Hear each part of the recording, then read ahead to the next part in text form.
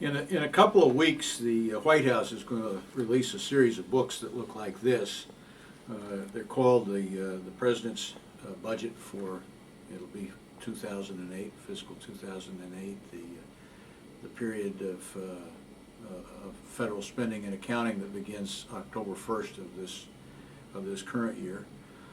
And there has been a major ritual surrounding the release of that document in recent years that really isn't justified based on what has been contained in the President's budget.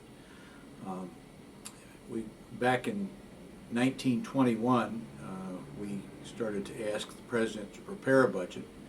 For the first 140 years of the Republic, we got along without presidential budgets. But we started having the White House prepare a budget because we thought it would help us understand the choices that we face, how we spend our money better, and how we could make better choices going forward. Unfortunately, the budgets that we've got the last several years, and I'm afraid the budget that we're going to get on February 5th, have not done that. They have confused the choices. They have confused the American people about what is available, what our problems are in terms of the mismatch between revenues and spending choices.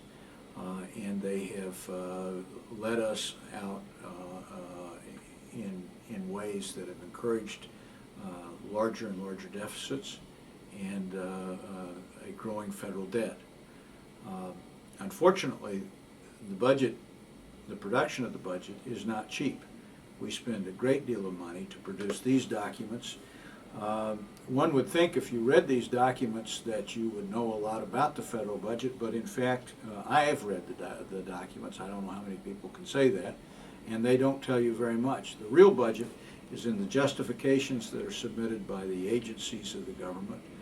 They would fill a room this size, and they won't be available probably in some instances before March.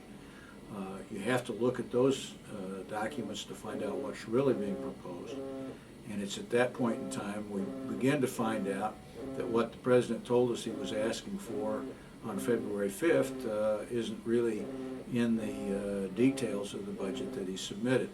So I hope everybody will be very circumspect about what is being promised based on what's happened in past years, and that we take a wait-and-see attitude and not report very much or criticize very much or praise very much what is announced on February 5th until we see whether or not it's actually in the details.